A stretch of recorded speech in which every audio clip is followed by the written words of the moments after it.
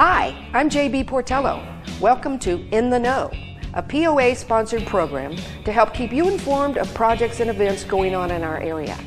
At the beginning of each month, we'll post this program on the POA's Facebook site and make it available to the community television station.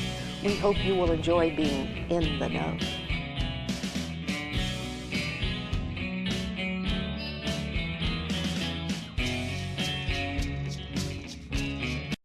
Welcome to the show. We're shooting today from the new Welcome Center in the Bella Vista Country Club. And boy, is it looking good. I am a little surprised that you don't hear some construction noise going on because it's here, and that means progress.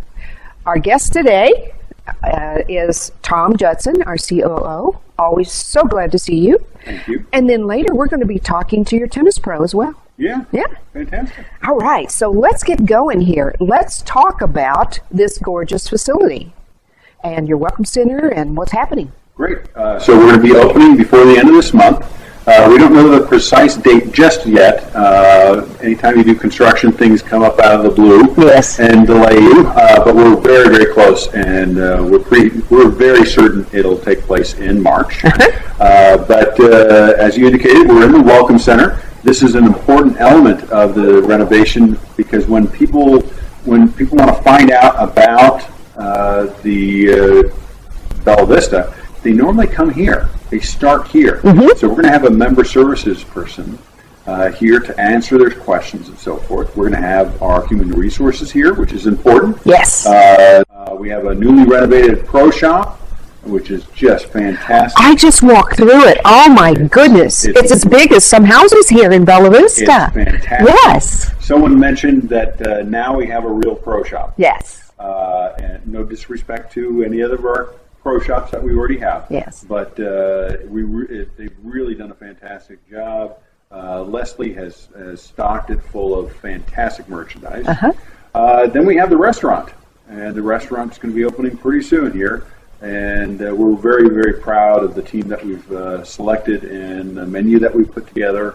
We're really looking forward to being open. Oh, that menu, I can't wait for some of that stuff. And you do have some great help here. I'm just very excited about all of that. Okay, well, we're anticipating. We can't wait. Okay, so how about, let's go and talk a little bit about the Branchwood. What's going on with Branchwood? So Branchwood is going to, the construction to start fairly soon. Right now we're waiting for Carroll Electric to relocate the power. Okay. It's taken a little bit longer than we had originally estimated, which isn't a bad thing because one of the big challenges that we had is the inconvenience to our swimmers. And as we get a little bit further along, we get closer to when we can open the outdoor pool at Kingsdale. Okay. But we're not trying to delay. It's just, unfortunately, we're at the mercy of Carroll right now. And no disrespect to them, but hopefully we'll get that work done pretty soon. Now, when the construction does start, so it's going to, I almost break it into two parts. The first part is when they start the expansion. Okay. And Branchwood, the building, will remain open. Once they get beyond the footers and so forth, and they get into where they need to close the clubhouse, then we're looking at a 14 to 16 week closure of the building. And what we've done is, in the contract, we have incorporated a penalty clause.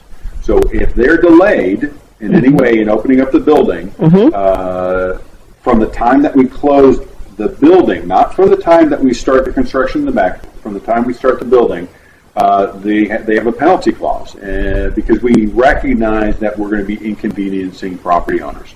So we want to make sure they get done on time.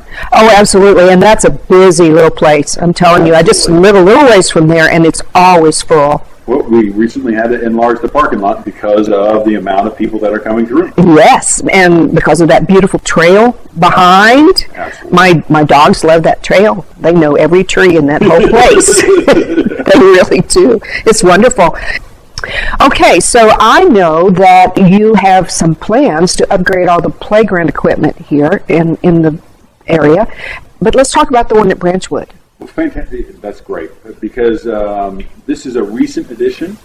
At last month's board meeting, the board agreed to fund a new playground equipment, Right. Branchwood, which is great timing because we'll be able to do the work at the same time that we're doing the renovation in the clubhouse.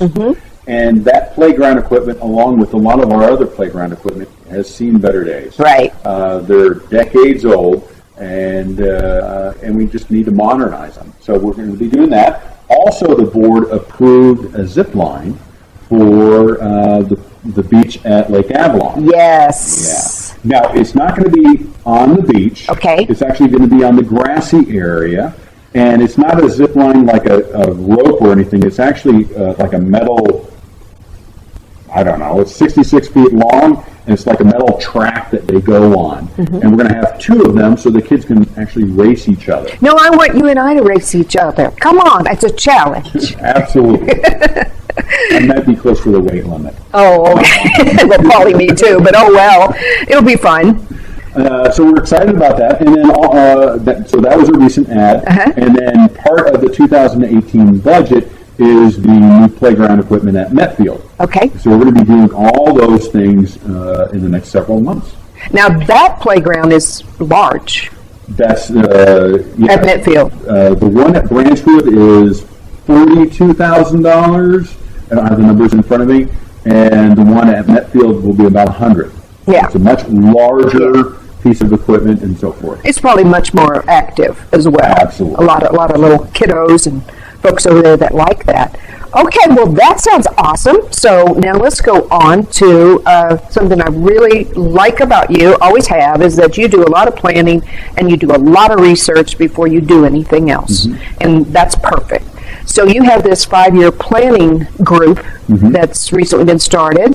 Tell us more about that. I think they've had their second meeting now. Yeah, we just had our second meeting. So this is the 5-year financial planning task force. And what they're doing is looking over the next 5 years and what kind of revenue opportunities do we have? What kind of expense savings opportunities do we have? And what do we need to do to be fully prepared from a financial point of view to accomplish all of our goals over the next 5 years? So what we're working on right now is all the revenue-generating ideas and the expense savings ideas. We brought together ideas from members of the committee, and management was challenged with coming up with different ideas. We had a whole 30 or 40 ideas, and now we're kind of peeling those away and trying to filter it down to the best of the best. And that's what our task is for the next meeting. So a lot of creative thinking going on. A lot of creative thinking, outside of the box thinking. Good. So that's good. I'm excited to see what it comes up with and whether the ideas are workable or maybe not workable. Well, and tell us again when the end of what's the drop dead date when you finished? Very good point. So these are ad hoc this is an ad hoc task force. So they have been tasked with issuing their recommendations to the board by the June board meeting. Okay. First meeting we had maybe 20 residents attended. This last one, maybe 10. So that's very encouraging that the community is interested and involved. Okay, now to my very favorite part of the show. I love this part. What's the latest rumor? So the latest one that I've heard is the presentation of the flood study results. We're meeting on the 13th at 10 o'clock, which occurred earlier today, and then the 15th at 4 o'clock. Okay. And so I heard this rumor that we scheduled those times on purpose to make sure that certain individuals couldn't attend the meetings. Oh, of course you did. Yeah. So those times were selected on purpose. Over the last 2 years, I've kind of tinkered with the start time of different meetings. And people always say, oh, well, they should start at 6 o'clock because that's when people are off work. Well, actually, that doesn't work because everybody wants to go home. They want to have dinner. They want to take the kids to soccer practice or football practice. So I found by tinkering around, the best start time is 4 o'clock in the afternoon and 10 o'clock in the morning. And so we had the morning session today, and we had 300 people in attendance, which is the most that have ever attended a meeting that I've ever seen. So I think we've selected the times well, and I don't operate that way. No, you don't. I have no problem, talking to people and addressing their concerns. We may not agree on it, but I'm always going to listen to you. Absolutely. And, I've tried to get to meetings at 6 o'clock in the middle of traffic. It's not doable. It's just 4 o'clock just works. It works better. Yes, it really does. It really does. And with 3 months' notice. Yes, that's right. If you really want to be there, we gave you 3 months' notice. Yes. I think you can maybe rearrange your schedule. Absolutely, I agree with you. Okay, well, I think it's time for us maybe to take a break. And I am so glad, as always, to talk to you. I learn something every time we sit here. I appreciate it. All right. Thank you. You bet. Okay.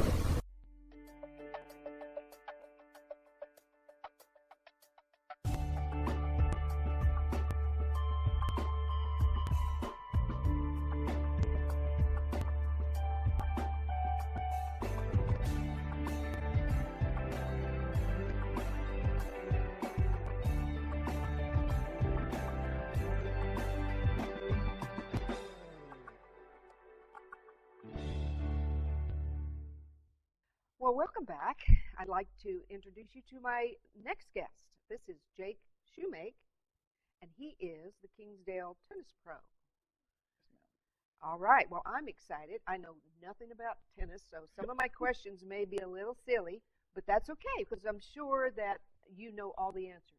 I hope I do. We'll see what happens. That's right. So tell me something about you. How long have you been here? What's your background? I've been here 2 months. I started in January. My background is I've been a teaching pro for over 22 years. I'm from Arkansas, graduated from Rogers High School, went and played collegiately at Ouachita Baptist University, and I've taught at various clubs in Arkansas, Mississippi, and Kentucky. Most recently, before I come in here, I was the director and general manager of Center Court in Owensboro, Kentucky. Okay. Well, tell us about the facilities and the people. Who do you train? I train everybody and anybody. We have classes start as young as 4 years old, our ankle biters class for 4 to 7-year-olds. And what's that called again? Ankle biters. Ankle biters, okay. Yeah, we have that. Then we junior classes up to age 18. Then adults, we go all ages. We have a couple of 94-year-old men playing out there on Tuesday and Thursday mornings. So I bet that'd be fun to watch. It's interesting to watch. Yes, it is. Yeah. They argue over line calls, which is kind of fun to watch and stuff. But yeah, it's great. Well, they must be in good shape. They are. They survive it out there pretty good. Yeah. Okay, so what kind of folks usually come and ask for lessons? Are they already there and they know something about tennis, or some of them have no idea? Or it's a mixed bag, honestly. We have classes and drills set up for people who play USTA team tennis and NTRP levels, 3.0, 3.5, and so forth. And then we also have people who have never picked up a racket before, true beginners, come out and want to start taking lessons and going from there. So it's all ages, all levels, and all abilities. And you could start at any time? Anytime. Tennis is a sport of a lifetime. Okay. Well, now, I know you're going to have some tournaments, I believe? We are. We have our Cancer Challenge tournament in June. It's the 25th year of that, so that's very exciting. Then we'll have a mixed doubles tournament end of September as well on the books right now. And we're hosting the Arkansas State Mixed Doubles Team Tennis Tournament. We're one of the host sites for that. That'll be in the early fall as well. And then later this summer, I wanted to add a junior tournament as well. So, yeah, I hope to have more tournaments, more special events going on at the facilities. Oh, that sounds great. So most all of the training takes place at Kingsdale. At Kingsdale, yes. Yeah. Everything is at Kingsdale. But you do have other tennis courts around. I guess people use those to practice on? We have other courts around. People can play. They're open anytime. You don't have to have reservations. Just show up, and if the court's available, hop on it and play and stuff. Yes, ma'am. We have, I believe, two other sites. I know there's one at Branchwood. I see Branchwood and Metfield. At Metfield as well. Okay. Well, what else would you like to tell folks about tennis? I know it's your passion, obviously. Tennis is the sport of a lifetime.